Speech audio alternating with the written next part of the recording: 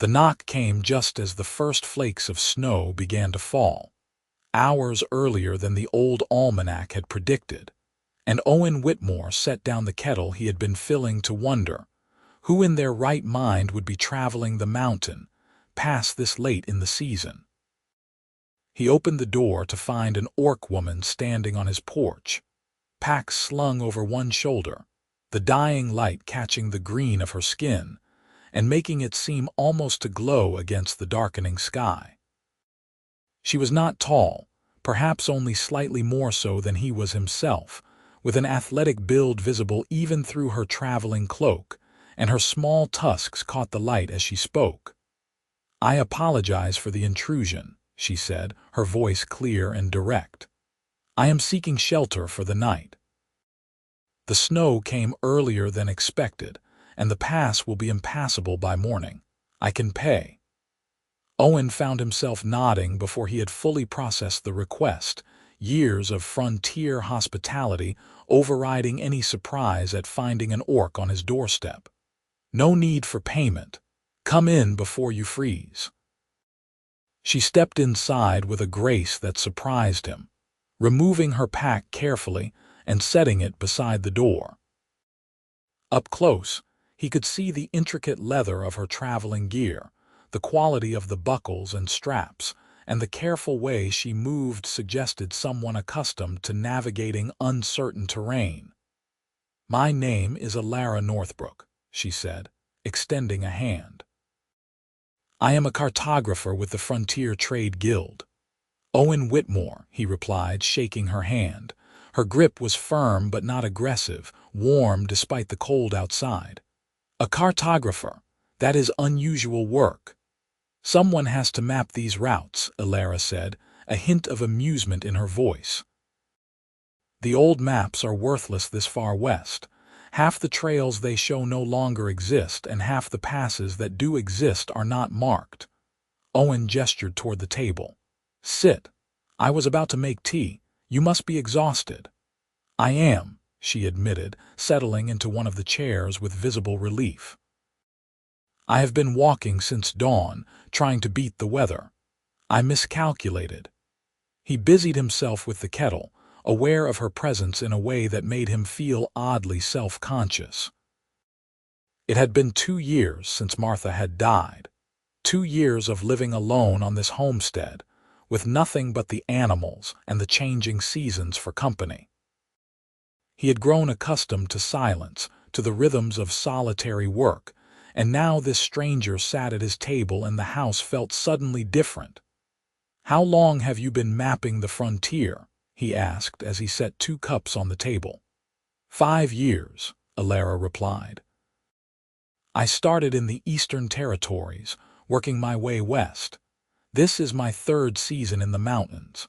The guild wants accurate trade routes established before the settlements grow larger." "Practical work," Owen said, pouring the tea.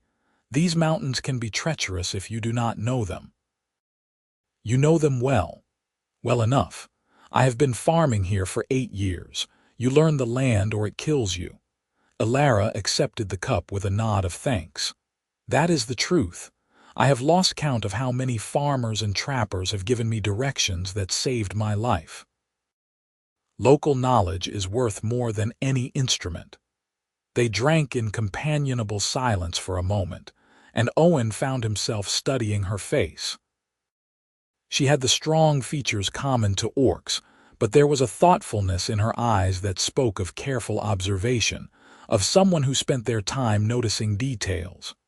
Her hands, wrapped around the cup, were marked with ink stains. "The snow," he said eventually. "It will likely last through the night. The pass will be closed for weeks, maybe longer. The first storm of the season is always the worst." Elara's expression shifted, concern flickering across her face. "Weeks, at least. Sometimes a month or more.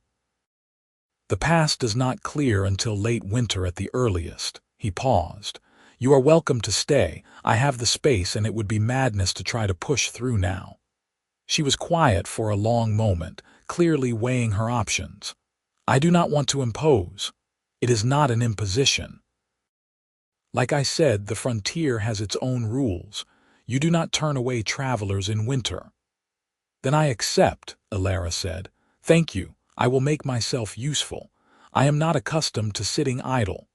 Neither am I, Owen replied and found himself almost smiling.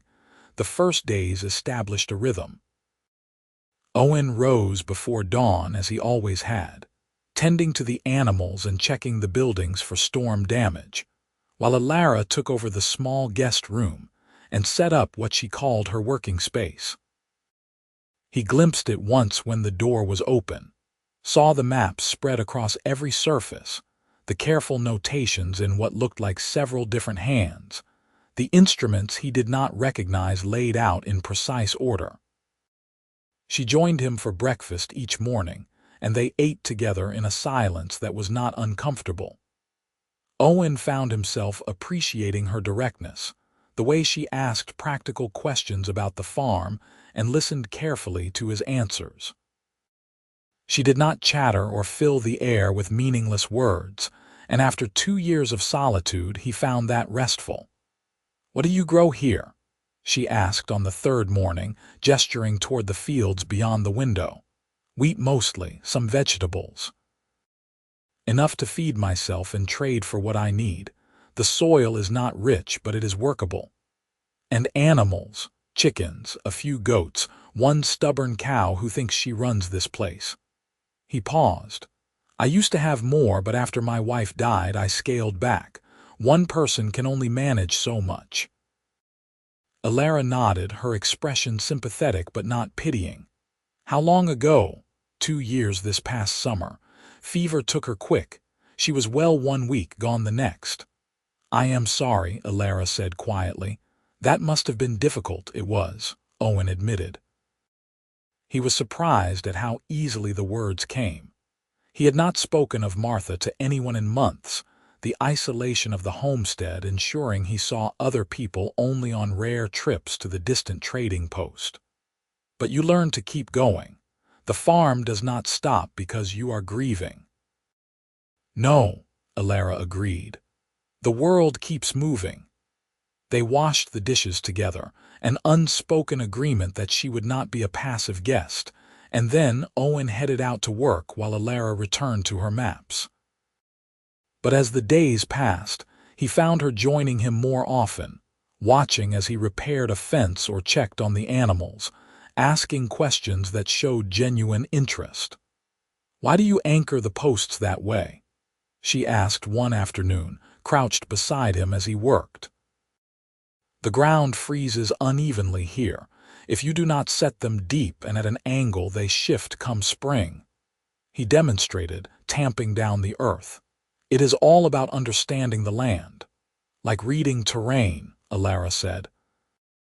"When I map, I have to understand not just where things are, but why they are there. Why a stream cuts one direction, why a trail follows a ridgeline." "Exactly," Owen said, pleased that she understood. "Everything has a reason." She helped him finish the fence, her hands capable and quick, and when they returned to the house, she showed him the map she had been working on. It was beautiful in its precision, every line deliberate, every notation clear. He could see his homestead marked there, a small square in a web of trails and passes. "This is remarkable," he said honestly. "I had no idea maps could be so detailed." "Most are not," Elara replied, "but I believe in doing the work properly. Someone's life might depend on this information someday. You take your work seriously." "You not take yours seriously," she countered, a hint of challenge in her voice. "I do," Owen admitted. "I just do not often meet others who feel the same way." "Then we have that in common," Elara said, and something warm settled in Owen's chest at the words. The snow continued to fall, and the world outside shrank to the boundaries of the homestead.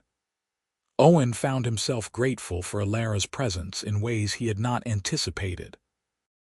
She was easy company, content to work in silence but ready to talk when conversation arose naturally.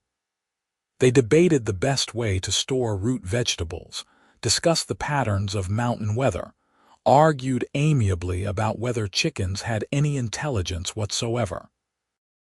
"They are deeply stupid animals," Owen insisted one evening as they prepared dinner together.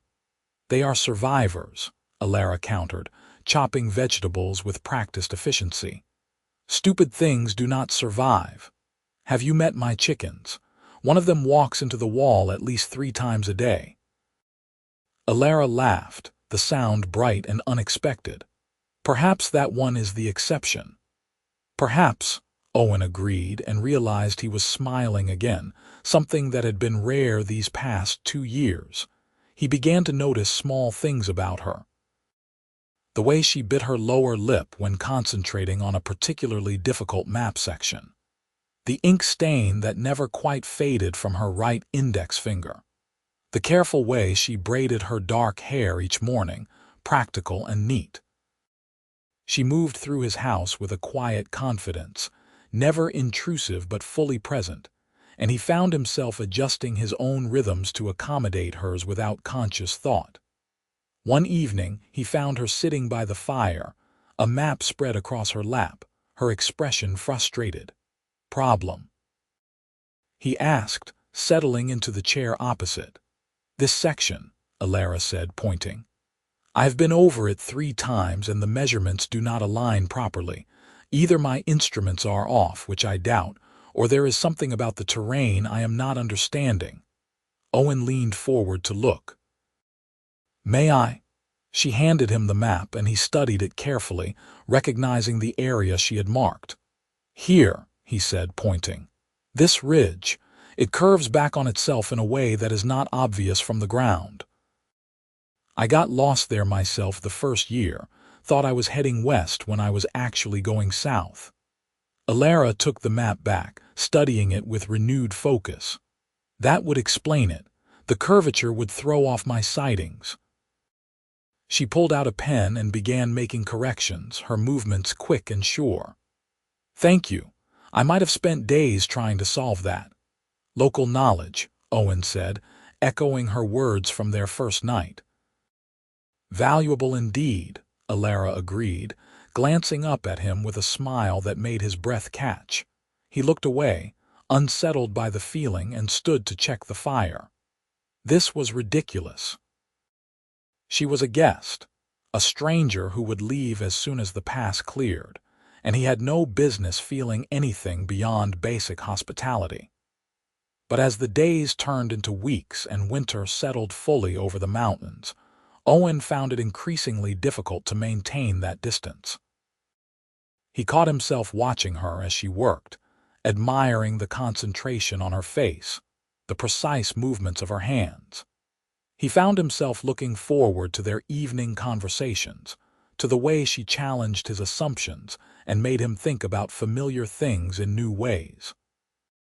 And sometimes, late at night when he lay in his bed and knew she was just down the hall, he wondered what it would be like to not be alone anymore. But he said nothing, did nothing, because what could he say? That he had feelings for an orc woman he had known for a few weeks. That he found himself imagining a future that included her presence. It was foolish, impossible, and he kept his thoughts to himself. Elara, for her part, seemed content with their arrangement.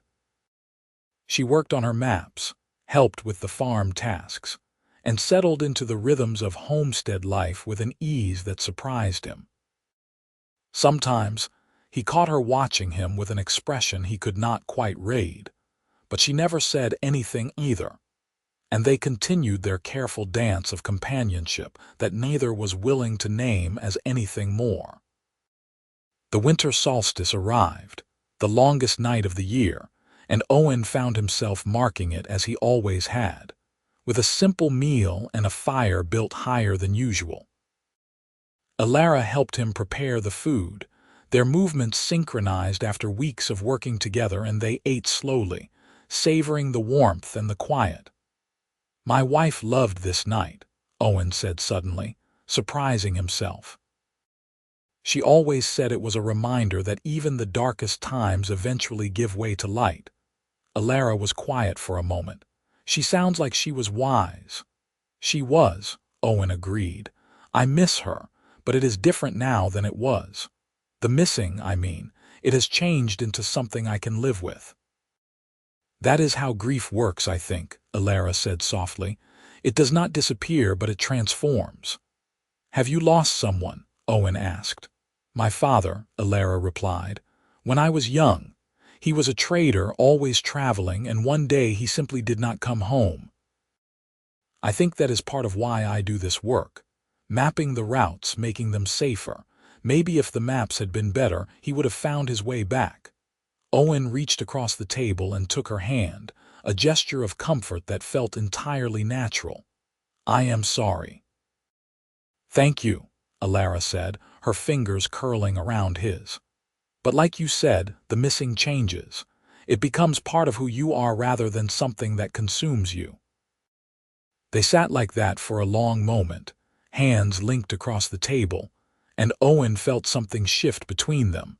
A boundary crossed so quietly he almost missed it. When Elara finally withdrew her hand, he felt the loss of contact like a physical thing. I should finish the evening tasks, he said, standing abruptly. I will help, Elara offered, and they went outside together into the cold, clear night. The stars were brilliant above them, undimmed by any other light, and as they worked, Owen found himself intensely aware of her presence beside him. The way the moonlight caught the green of her skin, the clouds of their breath mingling in the frozen air, the companionable silence that wrapped around them like a blanket. When they returned inside, Elara paused at her door. Thank you, Owen, for sharing your memories, for letting me be here. Thank you for being good company, he replied, and meant it more than she could know. That night, alone in his room, Owen admitted to himself what he had been avoiding for weeks. He was falling in love with Elara Northbrook. It was impractical, impossible, fraught with complications he could barely begin to imagine, but it was also undeniably true. The question was what, if anything, he was going to do about it. The answer came to him slowly over the following weeks. He would do nothing, say nothing, because she had her work and her life, and he had no right to ask her to give that up. When spring came and the pass cleared, she would leave, and he would let her go. It would hurt, but he had survived loss before. He could do it again. But the resolution did nothing to stop the feelings from growing. If anything, knowing their time was limited made every moment more precious. He treasured their conversations, the easy partnership that had developed between them, the way she fit into his life as though she had always been there. And sometimes, when he caught her looking at him with that unreadable expression, he wondered if she felt it too. January arrived, and with it, a cold snap that kept them inside for days. The farm tasks were minimal, the animals huddled in their shelters, and Owen and Elara found themselves spending long hours by the fire, talking about everything and nothing. She told him about her travels, the places she had seen, the people she had met. He told her about the farm, about his dreams of making it into something more than just a subsistence operation, about the plans he and Martha had made that never came to fruition. Why did you not pursue those plans after she died? Elara asked one evening. Owen considered the question. I suppose I did not see the point. It was our dream, not just mine. Without her, it felt hollow. But the land is still here. The potential is still here. What would you have me do? Owen asked, genuinely curious. Whatever makes you feel alive again, Elara said simply. You are a good farmer, Owen. I have watched you work. You understand the land in a way few people do. That is worth something. Her words stayed with him, working under his skin like a splinter. She was right, he realized. He had been going through the motions for 2 years, maintaining rather than building, surviving rather than living. Martha would have been furious with him for wasting the time he had been given. You are right, he said the next morning over breakfast. I have been hiding. Elara looked up from her maps, surprise on her face. "I did not mean to criticize." "You were not criticizing, you were being honest." Owen set down his cup. "After Martha died, I stopped thinking about the future. But you are right that the land is still here, and I am still here, and maybe it is time to do something with that." "What would you do differently?" Elara asked. Owen found himself talking through ideas he had not allowed himself to consider in years. Expanding the fields, improving the irrigation, maybe raising sheep for wool. Elara listened intently, asking questions that showed she was truly engaged, and by the time they finished talking, Owen felt something he had not felt in a long time: hope. "Thank you," he said quietly. "For what?" "For reminding me that life continues." Elara smiled, and it reached her eyes. "You did the same for me, though you may not realize it." "How so?" She gestured at the map spread across the table. "I have been doing this work for 5 years, always moving, never staying anywhere long enough to truly settle. I told myself it was because the work required it, but the truth is I was afraid to stop. Afraid that if I stayed in one place, I would have to face the fact that I was lonely."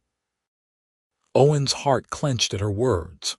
"And now I have spent 2 months in one place with one person, and I have been happier than I have been in years." She met his eyes. "That terrifies me, Owen, because spring will come and I will have to leave, and I do not know how I am going to do that."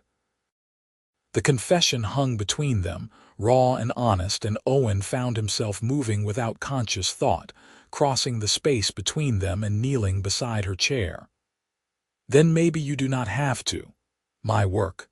"I know," Owen said quickly. "I am not asking you to give up your work. I would never ask that, but maybe there is a way to do both." "How?" Elara asked, her voice barely above a whisper. "I do not know yet," Owen admitted, "but we could figure it out together if you wanted to." Elara reached out and cupped his face with one hand, her thumb brushing across his cheekbone.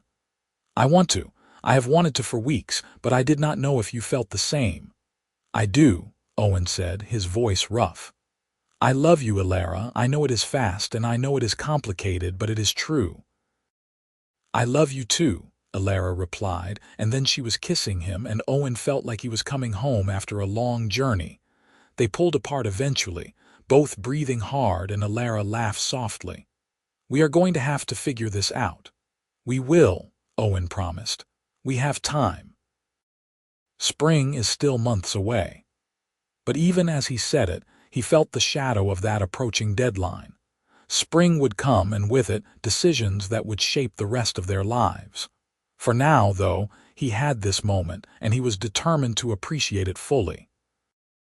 The weeks that followed were the happiest Owen could remember in years. He and Elara did not hide their feelings anymore, and the homestead seemed to brighten with their shared affection. They worked together during the days, falling into an easy partnership that felt as natural as breathing. In the evenings, they sat close by the fire, sometimes talking, sometimes simply enjoying each other's presence. Owen learned the small details of loving Elara, the way she preferred her tea strong and bitter, the soft sound she made when she was content, the fact that she was ticklish just below her ribs, a discovery that led to a playful wrestling match that ended with both of them breathless with laughter. He memorized the feel of her hand in his, the weight of her head on his shoulder, the taste of her mouth when they kissed. Elara, in turn, learned Owen's habits and preferences. She discovered that he sang quietly to the animals when he thought no one was listening, old frontier ballads in a surprisingly good voice. She learned that he took his responsibilities seriously, but could be coaxed into moments of play. She found out that he was ticklish behind his ears, and that he made the most ridiculous faces when trying to thread a needle. They made love for the first time on a night when the northern lights danced outside the windows, curtains of green and blue light painting the sky. It was tender and passionate by turns. a discovery of each other that left them both shaken and satisfied. Afterward, Elara lay with her head on Owen's chest, his fingers tracing idle patterns on her arm, and they talked in the easy way of lovers about nothing and everything. "I never thought I would have this again," Owen admitted. "After Martha died, I assumed that part of my life was over." "I never thought I would have it at all," Elara replied. "I spent so long convinced that my work was enough, that I did not need anything else. I was wrong." "You can still have both," Owen said. "Your work is important. I will not be the reason you give it up." "But how?" Elara asked, the question that had been hanging over them since their first confession. "The Guild expects me to continue west in the spring. There are hundreds of miles left to map. I cannot simply abandon that." "Then we figure out how to make it work," Owen said. "Maybe I could come with you and leave the farm." "Owen, this is your home, your life." "You are my life now too," Owen said simply. "We will find a way." But despite his confident words, neither of them had a solution. And as February arrived and the snow began to show the first signs of melting, the approaching separation loomed larger. They did not talk about it directly, both avoiding the subject as though ignoring it might make it go away.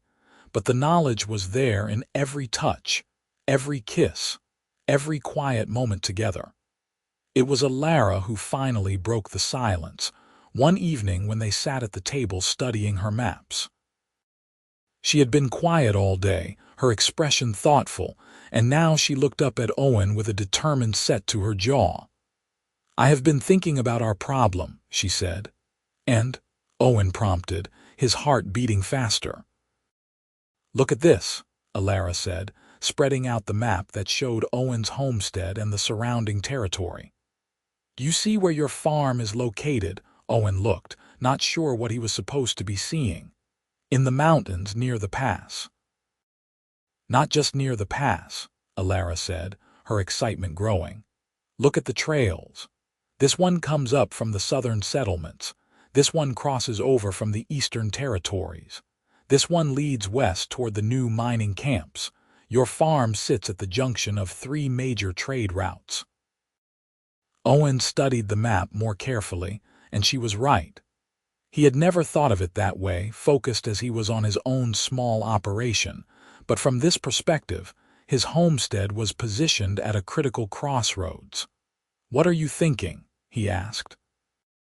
"I am thinking that if I am going to continue mapping the frontier, I need a base of operations," Elara said, her words coming quickly now.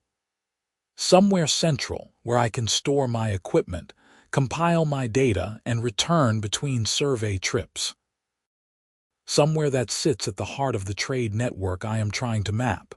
"Here," Owen said, understanding dawning. "You are talking about here." "Yes," Elara said. "I could use your homestead as my permanent base. I would still need to travel to conduct surveys and verify routes, but I would come back here between trips. Back to you. It would not be conventional, but it could work." Owen felt hope rising in his chest, bright and fierce. "You would be gone sometimes." "Yes. Days or weeks at a time, depending on the distance, but I would always come back." "I can live with that," Owen said. "If it means you stay, I can live with that." Elara reached across the table and took both his hands. "Are you sure? It would not be a traditional life. There would be times when you were alone here, waiting for me to return." "I have been alone for 2 years," Owen said. "And before that, I was lucky enough to have a partner who shared my life fully. I will not lie and say I would not miss you when you were gone, but knowing you would come back, that this would be your home too, that is worth any amount of temporary separation." "You are sure?" Elara asked again, her voice soft. "I am sure," Owen said firmly. "I love you, Elara. I want to build a life with you, whatever shape that life takes." Tears gathered in Elara's eyes and she blinked them back impatiently. "I love you too, so much. I was so afraid we would not be able to find a way." "We did," Owen said. We found a way that honors both our work and our love. That is rare, I think. It is, Elara agreed. Most people have to choose. We are fortunate then, Owen said, and pulled her into his arms. They spent the rest of the evening planning, talking through the practical details with the same care they both brought to their work. Elara would finish her current survey area, working through the spring and early summer. Owen would prepare one of the outbuildings as a proper cartography workshop, somewhere Elara could work without taking over the entire house. They would need to inform the guild of the new arrangement, but Elara was confident that having a permanent base would actually improve her efficiency. The guild wants results, she said. As long as I continue to produce accurate maps, they will not care about the details. And in the fall? Owen asked. In the fall I come home, Elara said, and we see where we are. Maybe by then we will know if this arrangement truly works. It will work, Owen said with confidence he actually felt. We will make it work. Spring arrived in earnest in March, the snow melting rapidly and the pass beginning to clear. Elara prepared for her departure with a mixture of excitement about returning to her work and reluctance to leave Owen. They had grown so accustomed to each other's presence that the thought of separation was physically painful. But they had made their decision, and both were committed to seeing it through. The night before Elara was set to leave, they lay together in Owen's bed, neither sleeping, simply holding each other and talking quietly. I will miss you, Elara said, every single day. I will miss you too, Owen replied. But you will be doing important work and I will be here, making the homestead into something worthy of being your base. It is already worthy, Elara said. You are here, that makes it worthy. Owen kissed her forehead. Come back to me. Always, Elara promised. No matter how far I travel, I will always come back. The morning was clear and cold, the sky the brilliant blue that only came after a long winter. Owen helped Elara pack her equipment, checking and rechecking to make sure she had everything she needed. They had planned her route together, taking advantage of Owen's local knowledge to optimize her travel, and she expected to be gone for 3 months, surveying the Western Territories before circling back. They stood at the gate, the same gate where Elara had arrived months ago, and Owen felt the weight of the moment. This was the fulcrum point, the place where their story would either continue or end. He believed in what they had decided, believed in Elara's promise to return, but fear still gnawed at him. I will write when I can, Elara said. The trading post should be able to pass messages.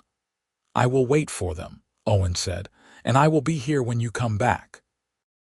Elara reached up and kissed him, long and deep, and Owen poured everything he felt into that kiss, all his love and hope and fear.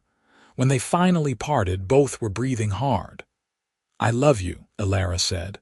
I love you too, Owen replied. Travel safely.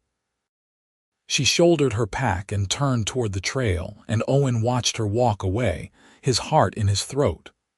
But then, just before she reached the bend that would take her out of sight, Elara stopped. She stood there for a long moment, and Owen wondered if she was having second thoughts, if she was going to turn back. Then she did turn back, striding toward him with purpose, and Owen met her halfway. She grabbed his hand, her grip fierce and sure.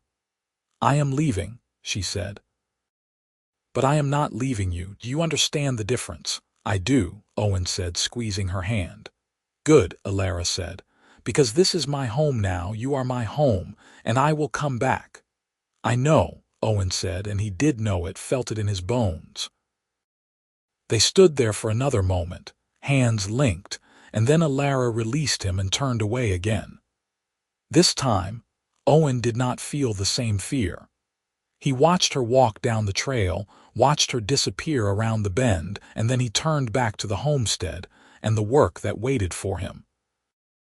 The next 3 months were the longest of Owen's life. He threw himself into improving the farm, working from dawn to dusk to keep himself busy and make good on his promise to prepare a proper space for Elara's work. He cleared out the largest outbuilding, repaired the roof, built sturdy tables for her maps and shelves for her instruments. He expanded the fields, planned irrigation improvements, and started the foundation work for a small addition to the main house. Messages arrived sporadically through traders passing along the route. Elara's notes were brief but warm, reporting her progress and reaffirming her plans to return.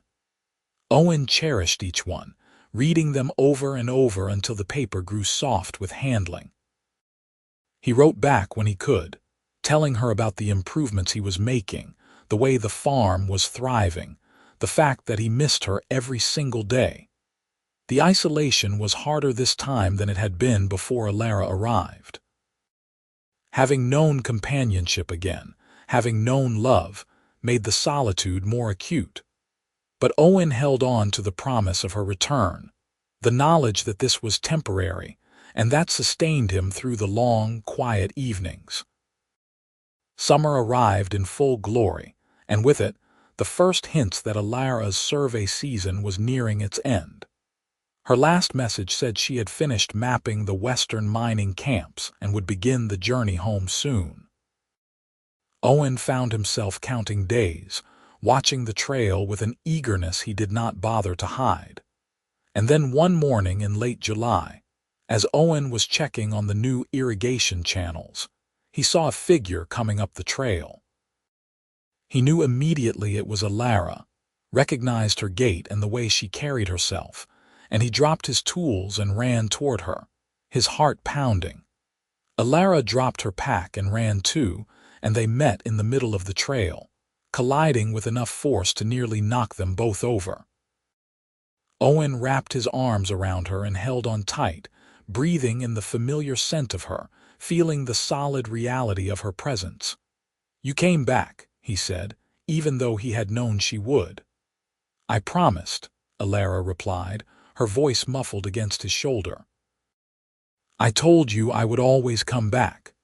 They stood there for a long time, just holding each other, and Owen felt something settle in his chest, a piece that had been missing since Elara left clicking back into place.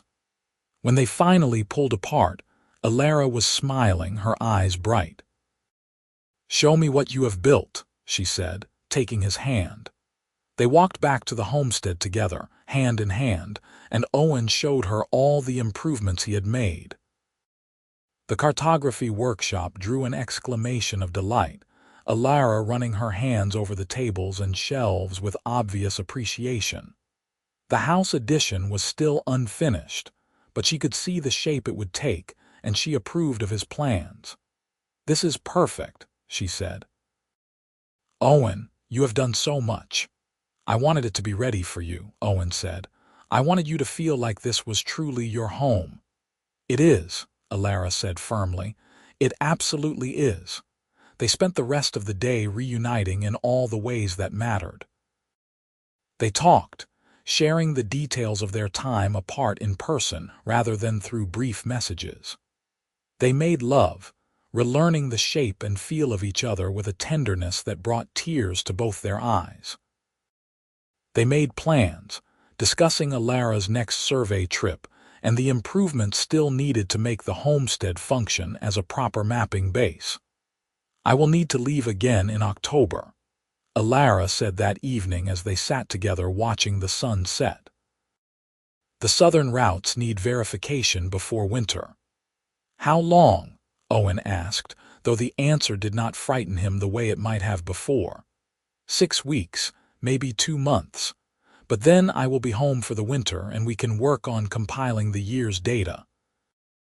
"I can live with that," Owen said. "It is not ideal, but it is workable." "Are you happy?" Elara asked, turning to look at him directly. Owen considered the question seriously. "Yes," he said finally.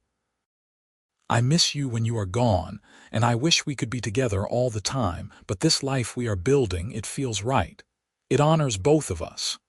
"It does," Elara agreed. and it is better than I dared hope for when I arrived at your gate last autumn." "You arrived seeking shelter," Owen said, remembering that first night, how uncertain everything had been. "And you left holding my hand." "I did," Elara said softly, "and I will keep holding your hand for as long as you will let me." "That sounds like forever to me," Owen said. "Good," Elara replied, and kissed him as the sun disappeared below the horizon. Elara's second departure in October was easier than the first, though no less emotional. They had proven that their arrangement could work, that the leaving and returning was sustainable, and that gave them both confidence. Owen watched her walk away down the trail, but this time he knew with absolute certainty that she would come back. She returned in December, just as the first snow began to fall, and they spent the winter together, warm and content. Elara worked on compiling her maps into a comprehensive atlas of the frontier trade routes, while Owen planned the next season's crops and tended the animals. They fell into a comfortable rhythm, domestic and sweet, and Owen found himself thinking about the future in concrete terms. It was in February, a year after they had first confessed their feelings, that Owen decided to ask the question that had been growing in his mind for months. They were sitting by the fire, Elara working on a particularly complex map and Owen mending harnesses, when he set down his work and cleared his throat. "Elara," he said, "I have something I want to ask you." She looked up, her expression curious. "What is it?" Owen reached into his pocket and pulled out the ring he had commissioned from a traveling smith, simple silver with a small green stone that reminded him of Elara's eyes. "We have been building this life together for over a year now. You travel, you return, and each time it feels more right. I do not want to keep calling you my partner or my love. I want to call you my wife." Elara's eyes widened and she set down her pen carefully. "Owen, will you marry me?" Owen asked, his heart racing. "I know our life is not conventional, and I know we will still have long separations, but I want to make it official. I want to commit to you in every way possible." Elara was quiet for a long moment, and Owen felt fear spike through him. Had he miscalculated? Was it too soon? But then she smiled, bright and joyous, and reached for his hand. "Yes," she said. "Yes, absolutely yes. I want to marry you, Owen Whitmore. I want to be your wife and have you as my husband and build this unconventional, beautiful life together." Owen slipped the ring onto her finger and it fit perfectly, the green stone catching the firelight. Then Elara was in his arms, kissing him with a fierce passion that left him breathless, and Owen knew that whatever challenges lay ahead, they would face them together. They were married in the spring, in a simple ceremony at the trading post with a few neighbors as witnesses. It was not a grand affair, but it was genuine, and when the magistrate pronounced them husband and wife, Owen felt a completeness he had not known he was missing. They returned to the homestead together, to the life they had built, and began their marriage the way they planned to continue it, with love, respect, and a commitment to honoring both their individual callings and their shared bond. Elara left for her summer survey season 2 weeks after the wedding, and though Owen missed her, the ring on his finger was a constant reminder of her promise to return. She did return, as she always did in late summer, and they celebrated their reunion with the same joy they had felt the first time. The pattern established itself over the following years. Elara would spend the warmer months traveling the frontier, mapping new routes and verifying old ones, while Owen maintained the homestead and expanded their operations. She would return for the winter, and they would spend those months together, compiling data, making plans, and simply enjoying each other's company. It was not a conventional marriage, but it worked for them, and that was what mattered. The homestead thrived under their combined attention. Owen expanded the farm significantly. implementing the improvements he had dreamed about for years, and the place became known as a reliable stop for traders traveling the mountain routes. Elara's reputation grew as her maps became the standard reference for the frontier territories, and the guild recognized her work with commendations and increased funding. But more than professional success, they had found personal happiness. They had built a life that honored both their individual passions and their love for each other, and that was a rare and precious thing. When they were together, they were fully present, cherishing each moment. When they were apart, they held the certainty of reunion close. In their third year of marriage, Elara returned from her autumn survey with news that changed everything. She found Owen in the workshop he had built for himself, working on a new irrigation system, and the expression on her face made him set down his tools immediately. "What is it?" he asked, concern flooding through him. "Are you hurt?" "No," Elara said quickly. "No, nothing like that. I am fine, better than fine." She took a deep breath. "Owen, I am pregnant." Owen felt like the world had tilted sideways. "Pregnant," he repeated, the word not quite making sense. "Yes," Elara said, her hand moving to her stomach in an unconsciously protective gesture. "I suspected before I left, but I was not certain. Now I am." "We are going to have a baby," Owen said, understanding flooding through him along with a joy so intense it almost hurt. "Elara, we are going to have a baby." "We are," Elara confirmed, and then she was laughing and crying at the same time, and Owen was holding her, his own eyes damp with tears. They talked long into the night about what this meant, how it would change their lives. Elara would need to stop traveling soon, at least until after the baby was born and probably for the first year or two after. It meant adjusting their plans, rethinking their arrangement, but neither of them minded. This was a new adventure, a new way of building their life together. "I want this," Elara said. "I want our child, but I am also afraid. What if I am not a good mother? What if I resent having to stay in one place?" "You will be an excellent mother," Owen said firmly. "And as for staying in one place, we will adjust. Maybe we can do shorter surveys, places you can take a baby. Or maybe I can do some of the traveling with you. We will figure it out the way we have figured everything else out." "Together," Elara said. "Always together," Owen confirmed. Their daughter was born in the spring, a tiny, perfect creature with green-tinged skin and her mother's pointed ears. They named her Iris, after the flowers that bloomed in the meadow near the homestead, and Owen fell in love all over again, this time with the family he had helped create. The first year was exhausting and wonderful in equal measure. Elara proved to be a natural mother, patient and attentive, though she did chafe occasionally at being confined to the homestead. Owen took over more of the farm work, letting Elara focus on the baby and on compiling the maps she had already created. They adapted, as they always had, finding a new rhythm that accommodated their changed circumstances. When Iris was 18 months old, Elara began doing short survey trips again, taking the child with her on easier routes.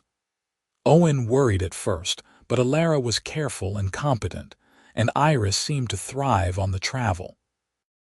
They worked out a system where Elara would do 1 or 2 short trips per season, allowing her to maintain her work while still being present for their daughter's early years. As Iris grew, she showed signs of inheriting both her parents' best qualities. She had Elara's curiosity and eye for detail, along with Owen's patience and practical nature. She learned to read maps before she learned to read words, and she could identify plants and predict weather patterns with uncanny accuracy. Owen and Elara watched her develop with pride and wonder, amazed by the person she was becoming. The homestead continued to grow and prosper. Owen and Elara added more buildings, expanded the operations, and the place became known as a crucial waypoint for frontier travel. Traders stopped regularly, knowing they would find accurate maps, fair prices, and honest hospitality. The isolation that Owen had felt in the years after Martha's death was a distant memory now, replaced by a life full of purpose and connection. One evening, when Iris was 5 years old, Owen sat on the porch watching the sunset while Elara put their daughter to bed. He heard her singing, an old orc lullaby she had learned from her own mother, and the sound filled him with contentment. When Elara emerged and settled beside him, he put his arm around her shoulders and pulled her close. "You ever regret it?" he asked. "The way our life turned out," Elara looked at him, her expression tender. "Not for a single moment, do you?" "No," Owen said honestly. "There were times I wondered if we were making a mistake trying to combine two such different lives, but we made it work. We built something unique and beautiful." "We did," Elara agreed, "and we are still building it. That is the best part. We are not done yet." "No," Owen said, smiling. "We are not done yet." They sat together in the gathering darkness, comfortable and content, and Owen reflected on the journey that had brought them here. It had started with a knock on the door during the first snowfall, with an orc woman seeking shelter and a widower farmer too lonely to turn her away. Neither of them had been looking for love, but they had found it anyway, and they had been brave enough to fight for it, to shape it into something that honored both their needs. Their story was not the simple tale of someone giving up everything for love. It was more complex and more real than that. It was the story of two people who had built a life that accommodated both their individual passions and their commitment to each other. It was the story of compromise and creativity, of finding solutions rather than settling for limitations. As the years passed, that story continued. Elara returned to more extensive surveying as Iris grew older, sometimes taking their daughter with her, sometimes leaving her with Owen. Owen expanded the farm into a true homestead operation, employing seasonal workers and becoming a respected figure in the frontier community. Iris grew into a capable young woman who inherited the best of both worlds, able to navigate the wilderness with her mother's skill and work the land with her father's knowledge. And through it all, Owen and Elara held fast to the core of what they had built, a love that respected individual callings while creating a shared home. Every departure was followed by a return. Every separation made the reunion sweeter, and the hand holding that had marked Elara's first leaving became a symbol of their commitment. No matter how far apart they were always connected, always coming back to each other. On their 10th wedding anniversary, they stood at the gate where Elara had first arrived, where she had turned back to take Owen's hand before her first survey trip. Iris was with her grandmother in the trading post for the night, giving her parents time alone, and they took advantage of the quiet to reflect on the decade they had built together. "You remember the first time I walked down this trail to leave?" Elara asked, her hand in Owen's as it had been so many times before. "I remember being terrified you would not come back," Owen admitted. "Even though I believed you, part of me was still afraid. And now I know you will always come back," Owen said, "because this is home. I am home." "We built that together." "We did," Elara said. "And I love what we built. I love our life, Owen. Every complicated, unconventional, beautiful part of it." "I love it too," Owen said. "I love you. I love you too," Elara replied. "Thank you for being brave enough to let me go and strong enough to welcome me back." "Thank you for always coming back," Owen said. They stood there as the sun set behind them, painting the sky in shades of orange and purple, and Owen thought about the future that still lay ahead. There would be more surveys, more seasons of separation and reunion. There would be challenges he could not predict and joys he had not yet imagined. But whatever came, they would face it together in their own unique way. Iris would grow up and make her own choices, perhaps following her mother into cartography or her father into farming, or perhaps blazing an entirely new trail. The homestead would continue to evolve, adapting to changing needs and opportunities. The frontier itself would change, becoming more settled, the routes Elara mapped turning into established roads. But through all of it, this place would remain home, this love would remain constant, and the promise Elara had made years ago would hold true. She would always come back, and Owen would always be waiting, and that was enough. More than enough. It was everything. In the end, their story was simple despite its complications. An orc woman had arrived seeking shelter, found love instead, and left holding the human's hand. She had continued to leave and return, each departure a promise and each arrival a fulfillment, and together they had built a life that proved love did not have to mean sacrifice. It could mean partnership, creativity, and the courage to honor both individual dreams and shared commitment. That was the story of Owen Whitmore and Elara Northbrook, and it was a good story, full of love and respect, and the kind of quiet heroism that came from choosing each other every single day. It was not the easiest path, but it was the right one, and they walked it together, hand in hand, for all the years they were given. And when they were old, sitting on that same porch watching their grandchildren play in the meadow, they would look back on the life they had built and feel nothing but gratitude.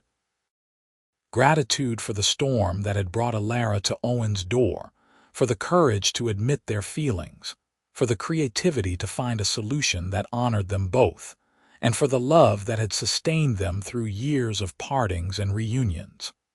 No regrets. Elara would ask, as she sometimes still did, though by then the question was more ritual than genuine inquiry. No regrets, Owen would reply, as he always had, and it would be true.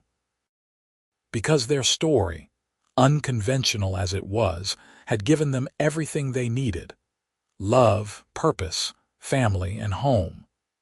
They had taken the chance, made the leap, and built something beautiful from the unlikely meeting of an orc cartographer and a human farmer on a snowy night in the mountains. It was their story, unique and precious, and it would endure long after they were gone, a testament to the power of love that respects individual dreams while creating shared reality. And that, in the end, was the greatest gift they could give, both to each other and to the world. Proof that love did not have to fit a single mold, that it could be shaped and reshaped to accommodate the people who lived it. Elara had arrived seeking shelter. She had left holding Owen's hand. And in the years that followed, through every departure and return, that hand holding had become the symbol of everything they had built. A small gesture, simple and profound, that said, "I am leaving, but not forever. I will return always. You are my home, and I am yours, and distance is nothing compared to the bond we share." That was their truth, hard-won and carefully tended, and it sustained them through all the years of their lives. And when Owen finally did leave, his hand slipping from Elara's as he took his last breath at the age of 78, surrounded by children and grandchildren in the home they had built together, Elara held that truth close and knew that their story would continue in the lives they had touched and the love they had demonstrated. But that ending was still many years in the future. For now, on their 10th anniversary, standing at the gate where their journey had truly begun, Owen and Elara were simply grateful for what they had, for the choices they had made, and for the love that had guided them through every challenge. They turned back toward the house together, hands still linked, and went inside to the warmth and light waiting for them. Tomorrow would bring new work, new challenges, and eventually another temporary parting. But tonight they were together, and that was all that mattered. The orc woman had arrived seeking shelter. She had left holding the human's hand. And she had returned, again and again, because she had found something worth returning to.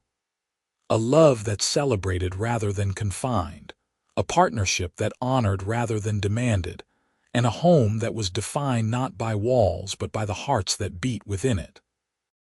That was their story, and it was complete, happy and true. And on the frontier, in a homestead that sat at the junction of 3 trade routes, that story would be told for generations.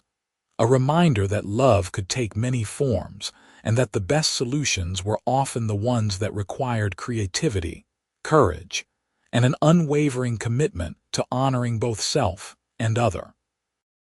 Owen and Elara had done that, had built that, had lived that. And in doing so, they had created not just a life but a legacy, one that would endure long after the last map was drawn and the last harvest brought in.